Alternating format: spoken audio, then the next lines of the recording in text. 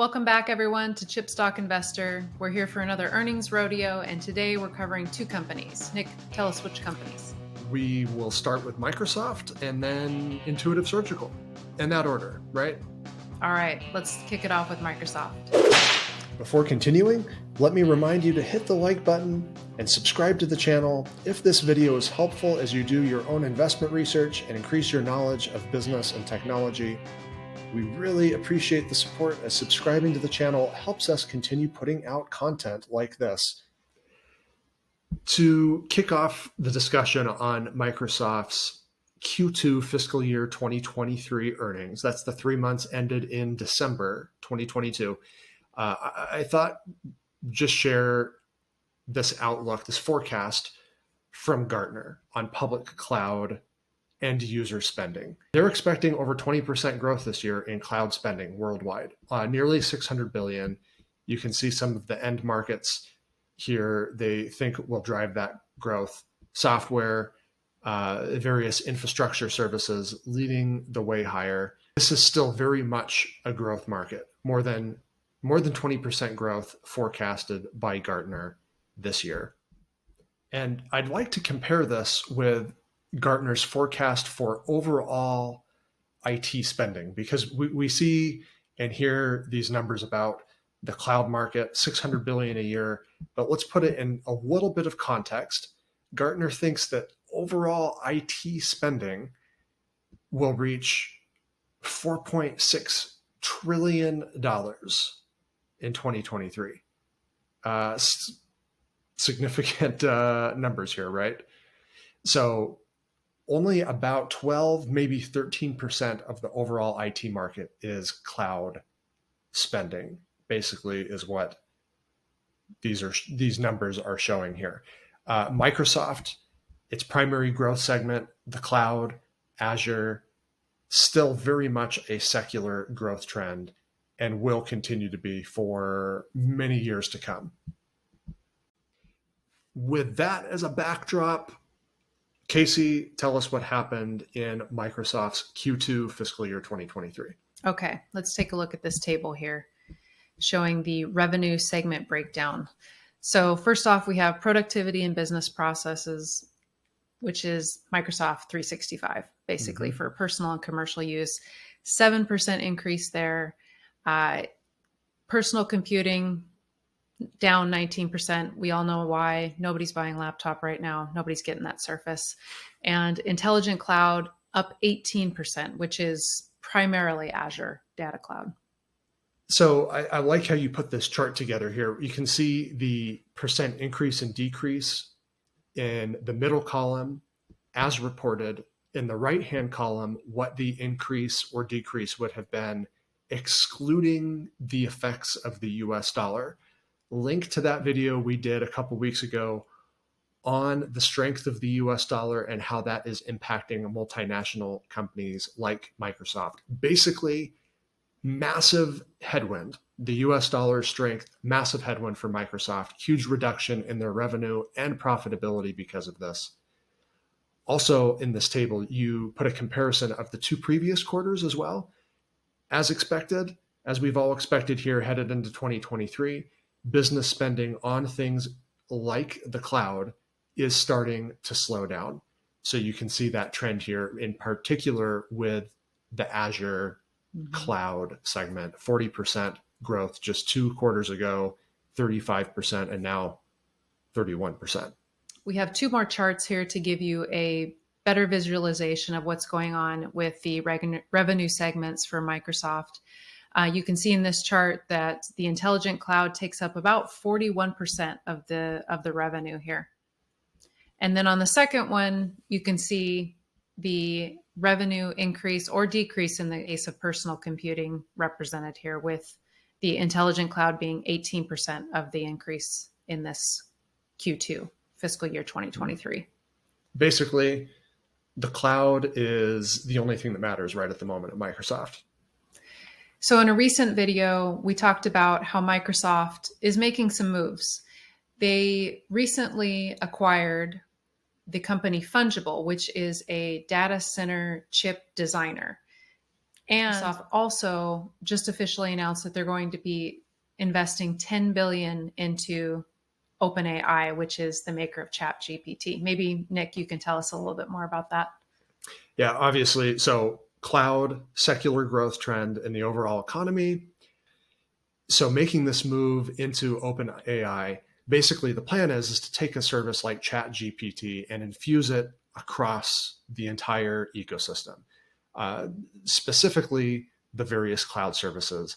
And in the earnings call, Microsoft CEO Satya Nadella talked about how AI is never probably going to be this new separate segment that's reported at Microsoft, but rather the AI is just going to proliferate through the whole ecosystem of services and various apps.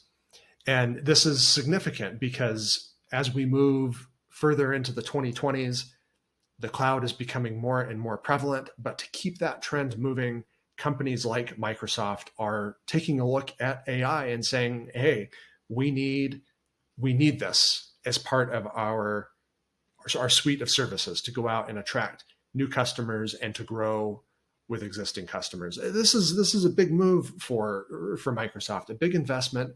I think it kind of puts the ball back in the court of Amazon, AWS, Google Cloud, and other public cloud providers. I think they now need to respond some way, somehow.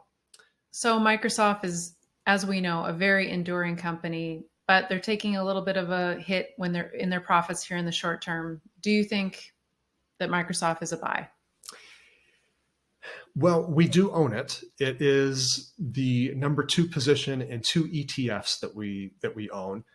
Vanguard Growth, Vanguard Information Technology ETF. Not looking to add it as an individual stock, though.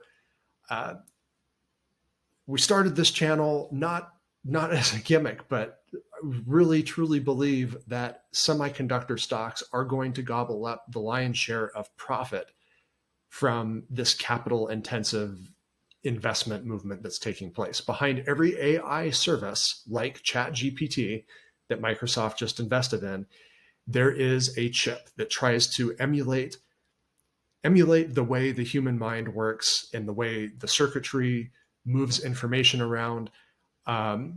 So Microsoft making a big investment now, expect AWS and Google Cloud to respond in kind.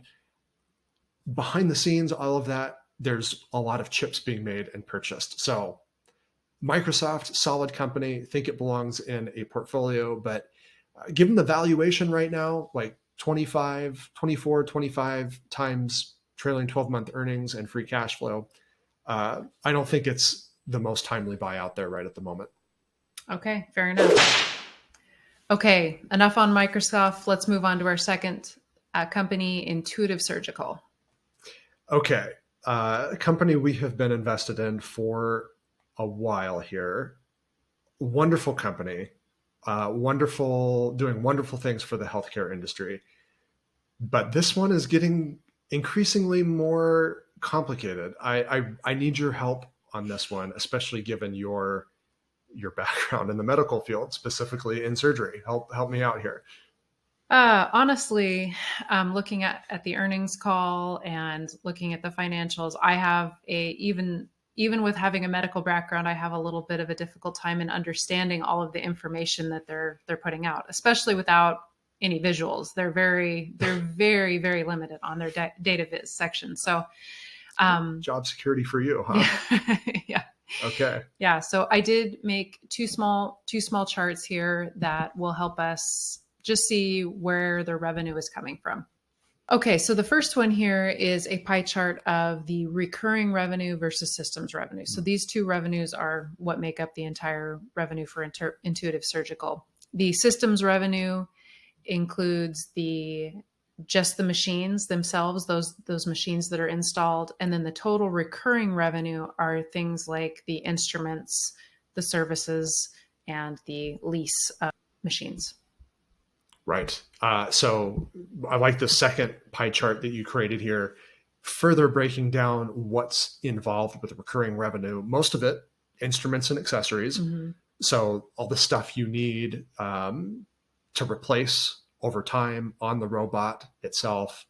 Uh, every time there's a surgery, you always have disposables, services like software, and then operating leases. You've pointed this out in the past, operating lease revenue going up because more hospitals and surgery centers choosing to lease a robot versus purchase one outright. Because these things are like $1.5 million a pop on average. Exactly.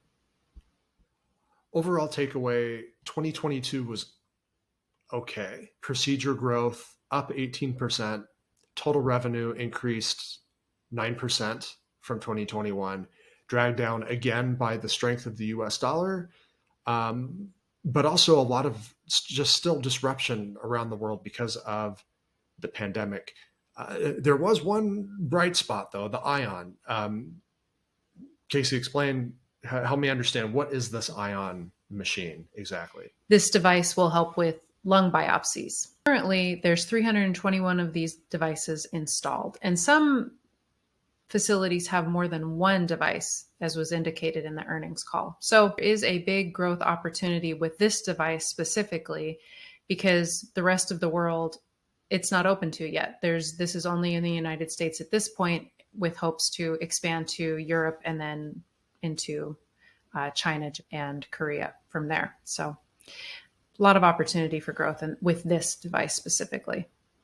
Yeah, and in the notes you had pulled out of the earnings call that they had more than tripled the number of procedures using ion. But you also pointed out to me that something just to keep in mind, there is some competition for the ion device, correct? Yeah, exactly.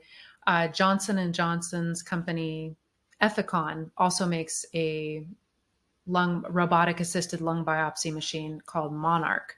And so that is some competition. It works a little bit differently. It still is some competition. So maybe moving on here to the financial outlook, because that's what's far more important.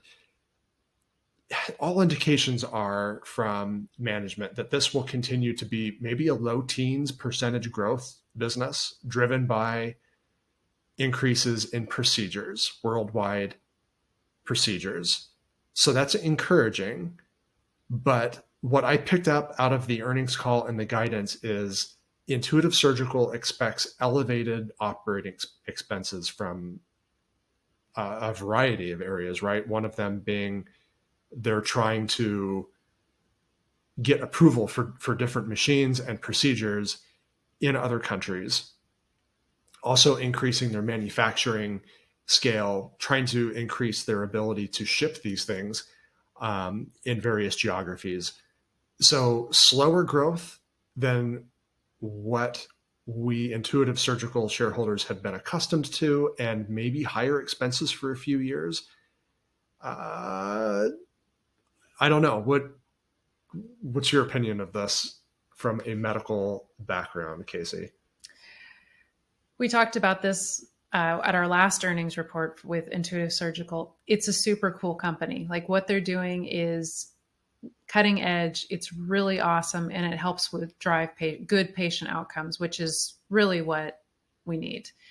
However, there's always going to be a little bit of headwind for this company because of, one, just adoption in geographically with surgeons, with operating room staff, with large healthcare systems, and with small healthcare systems. It's an expensive machine. And then with the Ion, I really think that has the opportunity for some amazing growth, and again has some really cool applications outside of just lung biopsy. However, they do have some competition with that one. Given the slower growth, elevated operating expenses, this isn't a cheap stock. Almost 70 times earnings, almost 90 times free cash flow. I have no plans in selling this stock, but I'm not sure I'm going to add any more to it at this time either. Not sure that this is the best healthcare stock at the moment. And again, no gimmick. We started the Semiconductor channel for a reason. All of these companies, including Intuitive Surgical, pouring lots of capital into hard assets to prep for an eventual uptick in growth down the road, maybe later in 23, maybe 2024. Like Microsoft, a lot of that capital investment is going to go into chips, whether it's a factory or the machines themselves, software, whatever it is, there's a chip somewhere that needs to be purchased to drive all of that investment. Like Nick mentioned, Intuitive Surgical has grown into a very complicated company. And while it's not a semiconductor stock per se, it's a lot of the components of it are driven by the tech industry, the semiconductor industry. So if you would like a deeper dive into this company, let us know in the comments section. If not, if you don't care, don't worry about it. Yeah. And maybe you don't care now because I said, I'm not interested in buying it. I hope that doesn't sway you, because it's still a fabulous business and we still like it long term. We've got a lot of earnings reports coming up in the next 2 weeks. So we will try to put these together and keep the quality up while we do so. Stay tuned. Make sure you hit the subscribe button. Lots of big tech and chip earnings coming your way. Stay tuned. Earnings rodeo.